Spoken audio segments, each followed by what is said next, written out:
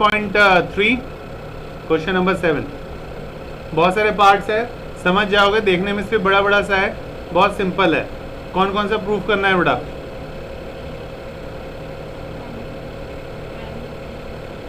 AEP दिख रहा है सबको? देखो ध्यान से, ये बेटा AEP है ना, और इसको सिमिलर प्रूफ करना है किसके? CDP। सबसे पहले ट्रायंगल पहचानना सीखो।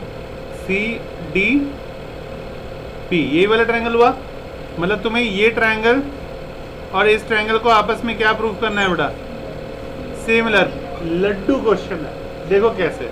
एक तो हमें दिख ही रहा है, ये 90 दिख रहा है, और अगर ये 90 है बेटा तो ये भी कितना होगा? मुझे बताने की जरूरत तो नहीं है तुम्हें, यू ऑलरेडी नो दैट। तो एक एंगल दोनों क्या हो गया? 90-90 हो गया दोनों ट्रायंगल में। और ये एंगल किसके बराबर होगा? इसके बराबर होगा कि नहीं होगा? Vertically opposite angle. और जब दो एंगल्स आपस में इक्वल हो गया दोनों ट्रायंगल में, इससे हमें क्या सीखने को मिलता है? कि दोनों ट्रायंगल हमारा सिमिलर है। बस दो स्टेप्स का क्वेश्चन है बेटा, ठीक है? Do it, proof. In triangle जो दे रखा है उसी को ले लो, है ना, दिमाग ज्यादा नहीं खर्च करना है बेटा। AEP दे रखा है तो वही ले लो, एंड ट्रायंगल CDP। आगे वी हैव और वी गेट लिख लोगे ना बेटा? वी हैव हमारे पास है, इस एंगल का नाम क्या दे दें? AEP में, नीचे वाले में इस एंगल का नाम क्या दूं मैं? PEA दे दूं? मटर, PEA। और यहाँ पे इसका नाम क्या दें? PDC दे देते हैं, PDC। और रीजन में क्या लिख दूंगा? Each 90 degree. और यहाँ चाहो तो मैं 1 और 2 लिख दूं क्या? यहाँ 1 लिख देता हूँ, इजी होगा लेने में, और यहाँ 2 लिख दूं। फिर मैं क्या लिख सकता हूँ? Angle 1 is equal to angle 2। और रीजन में क्या लिख दोगे बेटा? Vertically opposite angles. Therefore triangle AEP हमारा सिमिलर हो गया ट्रायंगल CDP के, हिमाचल प्रदेश। सेकंड पार्ट में बेटा ये ट्रायंगल दे रखा है ABD, ये ट्रायंगल हो गया है। और दूसरा ट्रायंगल कौन सा है? CBE, मतलब CBE।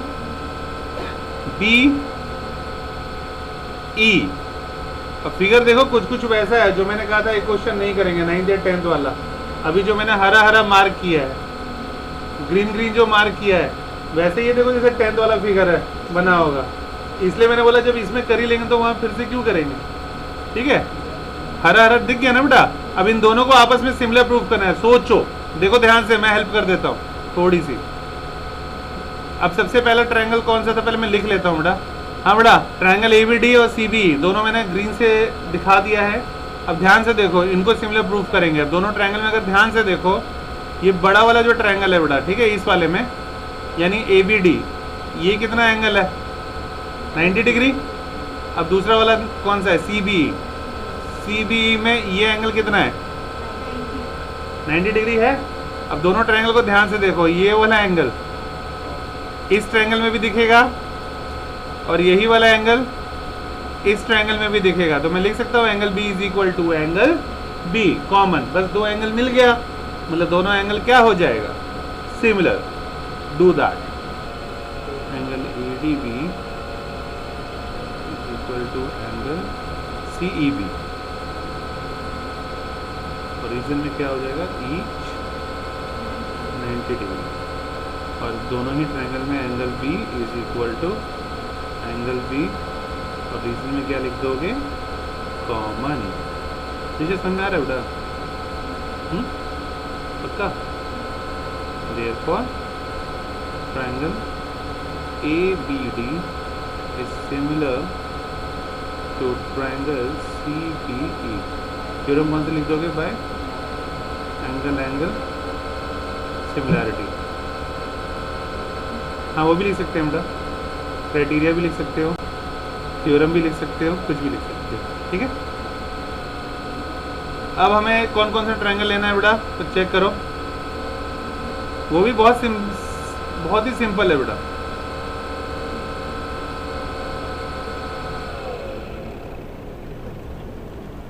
प्रूफ AEP और किसके सिमिलर प्रूफ करना है बेटा AEP को?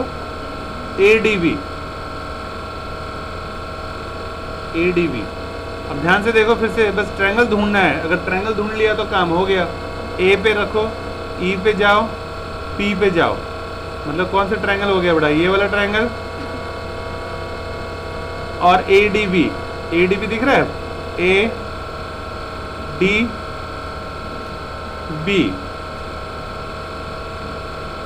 दिख गया बेटा?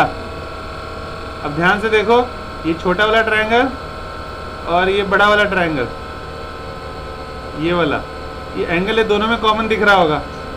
एंगल ए इस छोटे ट्रायंगल में भी है, एंगल ए इस ADB में भी है। एक तो ये पता लग गया और कॉमन हो जाएगा ना एंगल ए।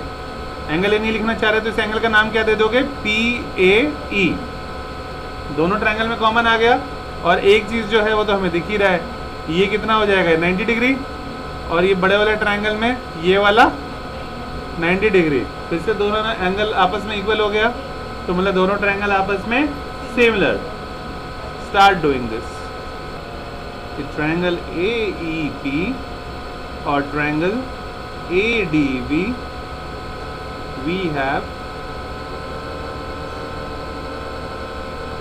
इसका नाम दे देते हैं angle PAE is equal to angle DAB common.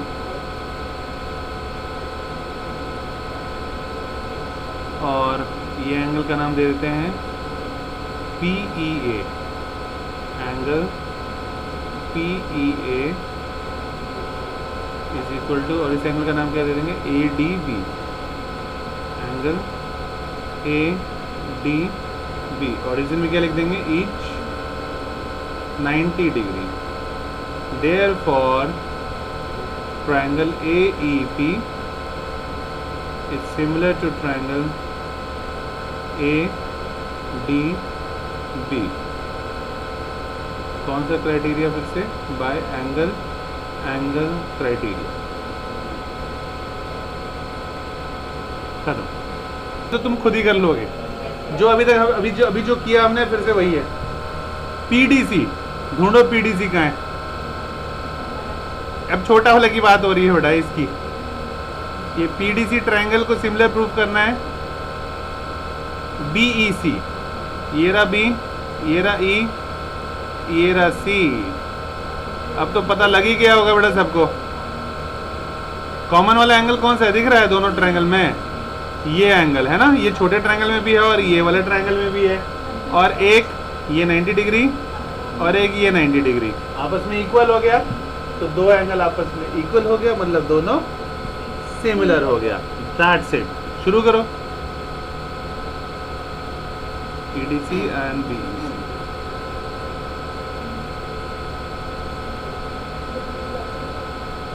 नाम देना आना चाहिए बस। Angle C is equal to, angle C लिख देता हूं कॉमन,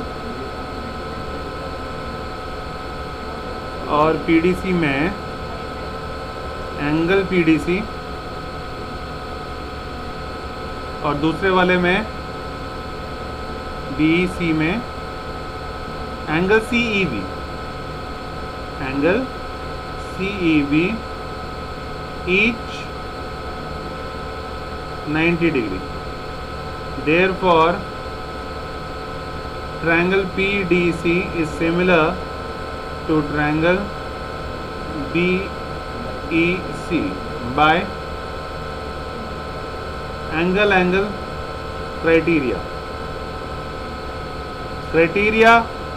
थ्योरम, एक्सियम सब सेम होता है। ठीक है। अब हम बात करने जा रहे हैं बेटा डिलीटेड पोर्शन, जो डिलीटेड हो गया है। क्या क्या डिलीटेड हो गया है? ठीक है, ये नोट हो गया बेटा सभी का? मिटा दूं? ठीक है। अब हम बात करने जा रहे हैं, तो ये मत सोचना कि अरे ये मुझे आता नहीं, ये तो स्कूल में कराया नहीं, तो इसलिए ध्यान से सुनो। ध्यान यहाँ धीरेन्द्र। अब हम बात करने जा रहे हैं बेटा डिलीटेड पोर्शन। ओके, तो डिलीटेड पोर्शन जो हुआ है, जो कि बहुत ही इंपॉर्टेंट था, सबसे पहले अगर मान लो ये दो ट्रायंगल है,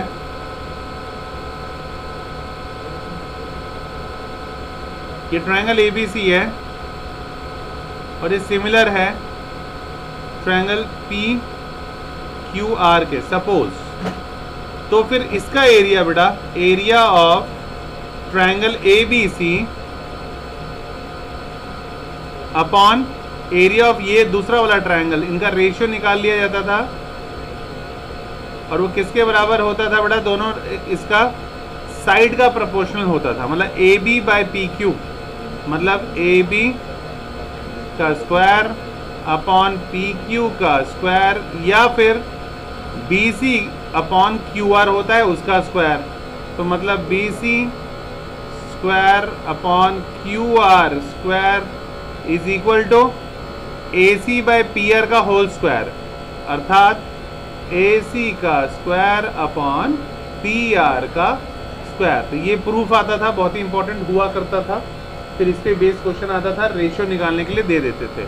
कभी कभी ट्रायंगल का दे देते थे और साइड का निकालना होता था, कभी कभी साइड दे देते थे और रेशियो एरिया का दोनों ट्रायंगल्स का निकालना पड़ता था। एक ये आपका डिलीटेड हो गया, जो फ्यूचर में जाकर तकलीफ देगा थोड़ा सा। और नेक्स्ट बेटा पाइथागोरस थ्योरम। पाइथागोरस ये बचपन से भी पढ़ते आए हो, लेकिन होता कैसे है वो 10th क्लास में पढ़ते हैं, लेकिन अब क्या पढ़ोगे, हटा दिया है। तो पाइथागोरस थ्योरम याद होगा बेटा, ये हमेशा किस में होता है, एक राइट एंगल ट्रायंगल में होता है। ये आना चाहिए फिर भी, क्योंकि इस चैप्टर से हटा है ना, बाकी जगह पे आ जाएगा, ट्रिग्नोमेट्री में आ जाएगा, एरिया रिलेटेड टू सर्कल में आ जाएगा, एरिया ऑफ ए सर्कल में आ जाएगा। तो इसलिए नॉर्मल चीज़ें नहीं छोड़नी है कि भाई अगर ये एंगल है बेटा, तो नीचे वाला, अगर ये एंगल ले रहा हूँ मैं थीटा, थीटा मतलब एंगल, ठीक है, तो जिस नीचे आ रहा है तो ये नीचे वाला बेस हो जाता है, जो ऊपर से 90 डिग्री बना रहा है इसको परपेंडिकुलर कहते हैं, हाइट समझ लो।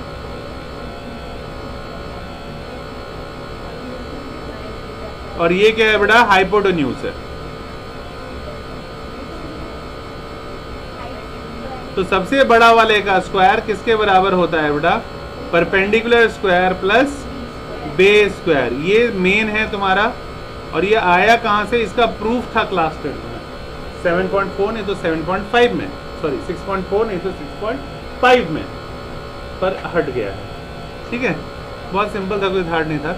अब इसी को लेफ्ट राइट करना आना चाहिए बेटा। अगर मैंने बोला h निकालो तो क्या करोगे, दोनों तरफ स्क्वायर रूट कर देना, तो h इज इक्वल टू क्या हो जाएगा, p square plus b square का स्क्वायर रूट। और अगर मान लो मुझे b निकालना होता, इसी में b, तो b इज इक्वल टू क्या हो जाता, h square minus p square का स्क्वायर रूट। और अगर मुझे p निकालना होता फिर क्या करते बेटा, h square minus b square का स्क्वायर रूट। यही था पाइथागोरस थ्योरम। बस 10th क्लास में इसका प्रूफ था, छोड़ो प्रूफ क्या करना है, ये चीज़ याद रखो बस, ये बहुत जगह काम में आ सकता है। तो तुम भाग नहीं सकते कि हाँ, क्योंकि बोर्ड एग्जाम में पहली बार बैठोगे तो माइंड चारों तरफ चलना आना चाहिए कि ये आपका कंसेप्ट, ये थोड़ी ना कि सिर्फ इसी एक्सरसाइज में आएगा, ऐसा बिल्कुल नहीं है। किसी भी चैप्टर में कहीं भी केस स्टडी बना के दे दूं, वहां पे भी यूज कर सकता हूँ। डिस्टेंस फॉर्मूला दे देता मैं, तीनों कोऑर्डिनेट, और बोलता प्रूफ करो ये राइट एंगल ट्रायंगल है। फिर तुम क्या करते, पहले ये वाला डिस्टेंस निकालते, फिर ये वाला डिस्टेंस निकालते, x1 y1 x2 y2 करके, उसके बाद फिर ये हाइपोटेन्यूज वाला x1 y1 x2 y2 करके इसका भी निकालते डिस्टेंस, और उसके बाद इसका स्क्वायर प्लस इसका स्क्वायर करके देखते जितना आ रहा है वो उसका जो हाइपोटेन्यूज का लेंथ निकला था उसके स्क्वायर के बराबर आ रहा है कि नहीं आ रहा। अगर आ जाता तो हम बोलते कि भाई ये पार्ट है राइट एंगल ट्रायंगल का, और अगर नहीं आता तो बोल देते नहीं है।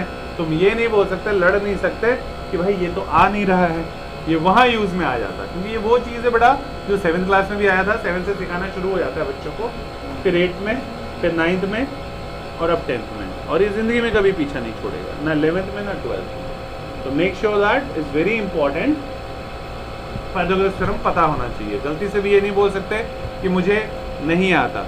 एक टेस्ट ले लूँ छोटा सा,